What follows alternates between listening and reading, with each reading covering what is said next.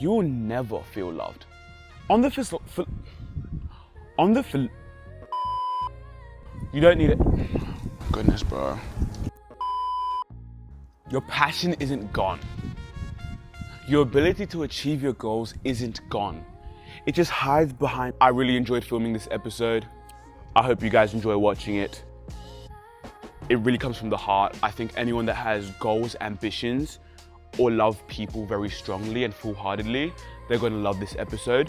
Whether it's for your dreams and you want to achieve your dreams, or whether it's people.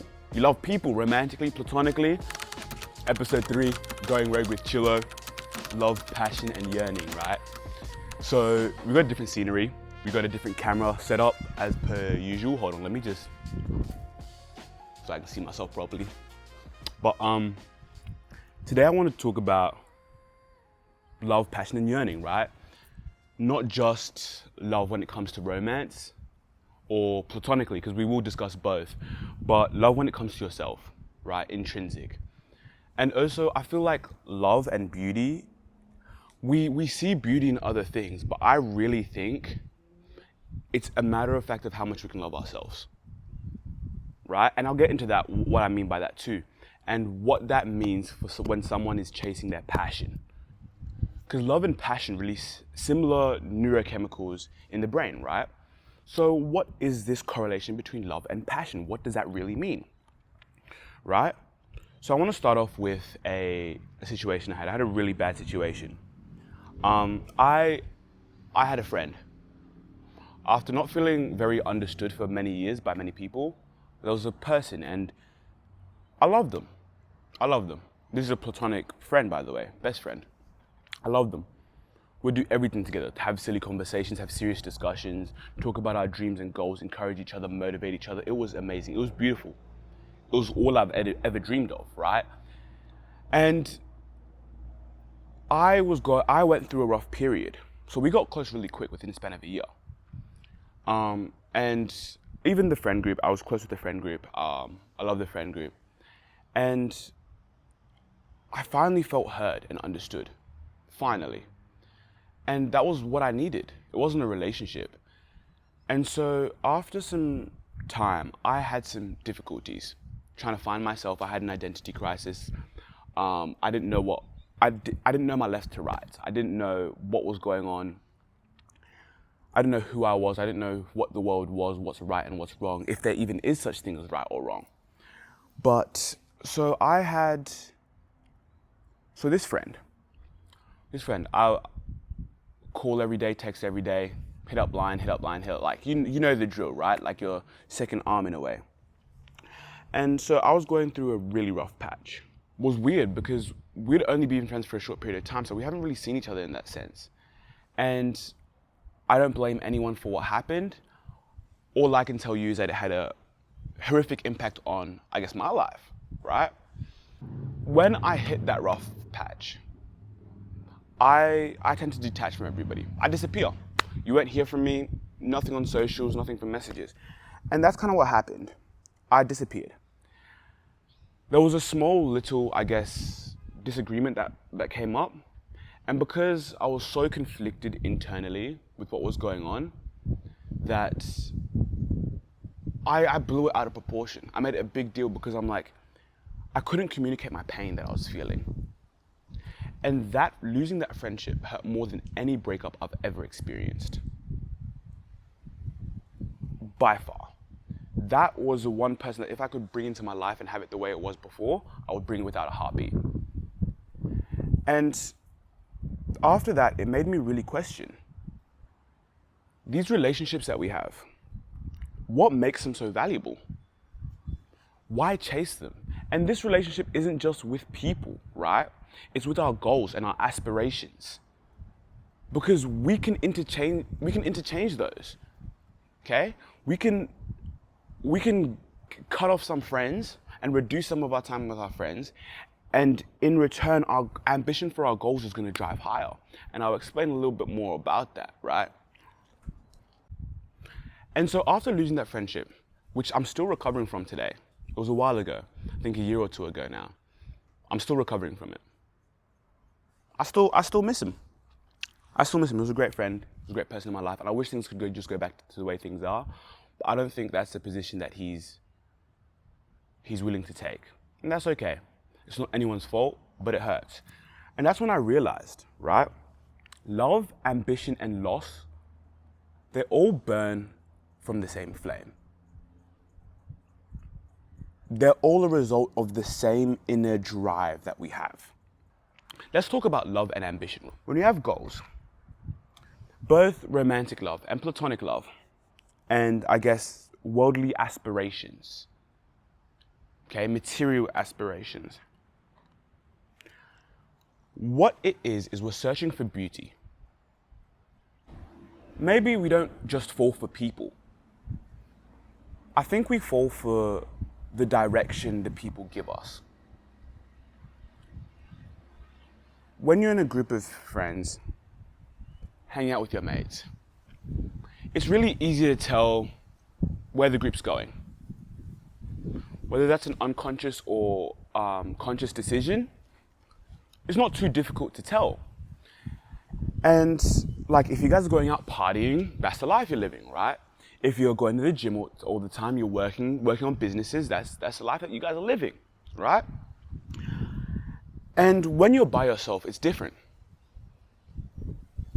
Because now all your feedback isn't external, it's all internal. It's your opinion on your situation. It's not other people's opinion on your situation. Thing is, when you love deeply, you stop drifting. And you begin to know the reason why you wake up. And that's the truth. When I lost that friend of mine, I didn't just lose a friend, a person. I lost a third person perspective of me. And yes, I loved their company. They were an amazing person. And I valued them a ton. But I also lost the clarity that they gave me. Being able, when I'm in a sticky situation, call somebody up.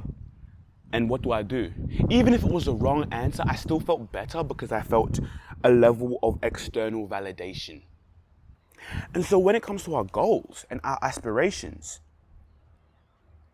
what happens if you personify and humanize our goals?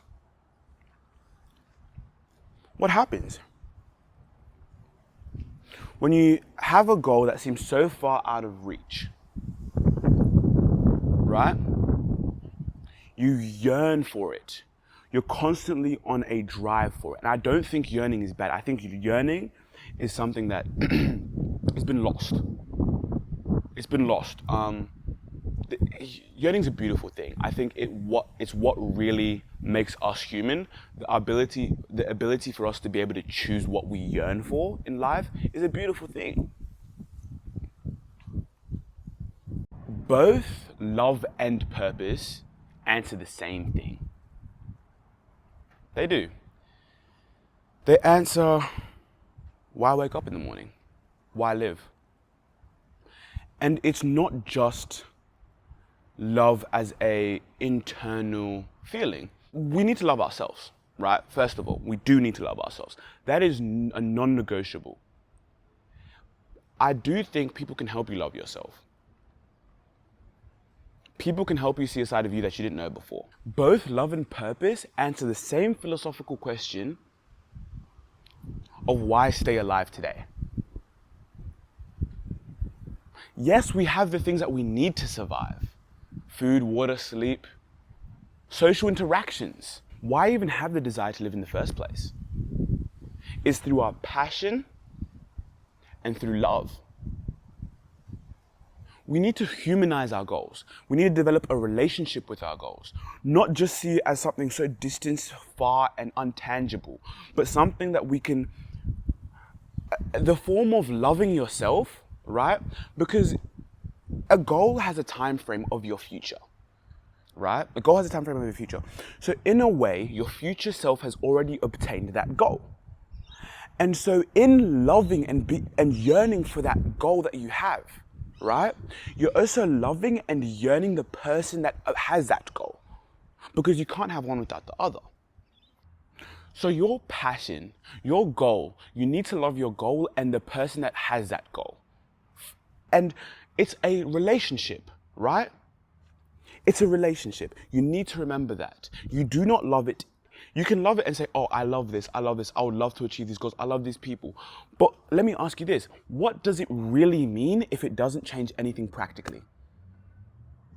What does it mean? If I love something so much and I don't do anything about it, if I love a partner so much, but I treat them as if they're everybody else, what is the point?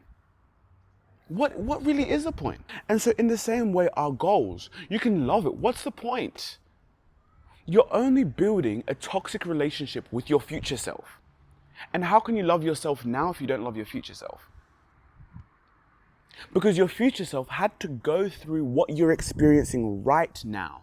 So you have to appreciate the experiences, right? You have to value them because they're all important. They really are. And so if you don't have that passion or that burning, let's talk about it, right? The numbness that you're experiencing is not emptiness. It's withdrawal from meaning. You can't escape nothingness. You can't escape the numbness feeling that you're experiencing, but you can chase meaning to fill up that numbness. You can never run away, you can only run towards. Don't look at it as you're running away from the numbness, you're just running towards meaning. And because they're on opposite sides, you can't chase meaning without feeling less numb. That's the hard truth. And you have to find that meaning. The way through is not chasing new highs. It is slowly building consistency and changing the person that you are. Slowly, not drastically. And it's easy to look at it as if it's, oh, I'm gonna wake up and be a whole new different person tomorrow. No. But what we talked about last episode is that you're gonna align sharper. You're gonna align deeper. And then you're gonna chase that goal. Your passion, you're going to go and get it. You're gonna love your passion so much, you're not just gonna say it, you're not just gonna feel it, you're going to do it. You're going to do what you have to do to love your future self that has that goal that you desire. Because no one's going to save you. No one. It's all you. Start now, start tomorrow, start next week. But there's people that started yesterday, so better start now. Start, oh, I'm going to do it tomorrow, I'll start tomorrow. That's funny. Somebody's been doing it yesterday. Why would you have the advantage? You don't want it as bad as they do. Oh, I'm tired. You don't want it as bad as they do. That's fine. You're tired. But your goals don't care about your feelings right now. They don't. But in the pursuit of love, loving your goals, loving your future aspirations, you will feel the most content that you will have. Don't chase happiness. Chase peace. And how you get that peace, right, is by having a goal and taking slow steps towards it. The speed doesn't matter, as long as you're going towards it. I'm a certified yearner. I love yearning. I will yearn till the day I die. I love full-heartedly. I don't love half. I guess the opposite of what we would call evident yearning, right, is being nonchalant, right? What being nonchalant is you're getting a person with beauty and intricate details and you're stripping them away and you're telling everybody else, haha, guess my intricate details. Guess who I really am. You don't really know, haha. But then you don't really know, do you? What is the point of beauty if you never express it? Beauty has no value if it is not shared. Be who you want to be, chase your goals, and can I be real with you for a second? Yearning is the disposition between who you are now and what you want to be. When I lost my friendship, which I still yearn for, Not actively, but it's down there at the bottom of my heart. I've come to this conclusion over the past week. Maybe I don't miss the person, miss the relationship. I believe that I missed the person that I was when I truly loved without fear. And that is yearning. Yearning is your ability to love without fear. If you truly love something, why wouldn't you fear losing it? You would. But maybe that's okay. So maybe you too just miss the person you were when you loved that person, with no fears. Yearning is the gap between who you are now and your ideal self. And that ideal self can be reflected upon you in relationships, both romantically and platonically. That gap between the two is what creates the feeling of yearning. And yearning is where growth happens. You cannot grow if you do not yearn. Because you don't know which direction. Yearning gives you a direction, right? Your discipline, your drive, how bad you want it, is the engine behind the direction, right? So you need both, simultaneously helping you to achieve your goals, or even the relationship or the person that you yearn for. I had this thought. If you never portray your true self to people, you will never feel loved. Never. Because these people don't know the true you to love. There's nothing to love. You're hollow. You need to be authentic. You need to yearn. You need to want something, want someone. Be your authentic self. And see what happens. No, not all romantic relationships or platonic relationships will work out. But as we discussed previously, in the grand scheme of things, it's not really about them, is it? It's about you. It's about loving yourself. It's about loving the person you were when you loved without fear. Your passion isn't gone. It just hides behind fatigue, heartbreak, or even self-doubt, right? You need to eliminate those things, and your passion will punch through. It will. I want to break it down into two key points: the psychological aspect and the philosophical aspect. Anyone that knows me knows I love my psychology and my philosophy. Psychologically, the brain adapts. What feels like excitement and enjoyment, and I'm going to achieve these goals and have all these nice things and have all this nice person in my life, starts to feel like pressure. You start to feel pressure building up, whether you're conscious about it or subconscious about it. But the root of that feeling still stays the exact same. You still care, right? You still care. Just because it switched from excitement and enjoyment to pressure and stress, you still care. The only thing that's changed is time. You've gone through time without doing anything about it, without shooting your shot with the girl that you like, or the guy that you like, or chasing your goals, chasing your dreams, chasing your aspirations. Philosophically, if you're feeling numb, you're feeling lost, I have amazing news for you. Amazing news. The fact that you're numb and lost is just signs of consciousness, right? And so you only search for purpose and meaning when you still need to find it. And there is no comfortability by default finding your meaning, finding your why. There's no comfortability because you don't know. The way you're feeling right now is completely fine. Just search and eventually you'll find it. You won't find it if you don't search. It's not going to come on a silver platter for you. Here's your meaning to your life. No, you have to go out and find it. Try this, try that, right? Love this person, love that person. See what happens. See how you adapt to it. How you love yourself differently when you're chasing different goals and you're chasing different people. The mind loses direction before the heart does. The heart's job is to remind you what's still alive inside of you.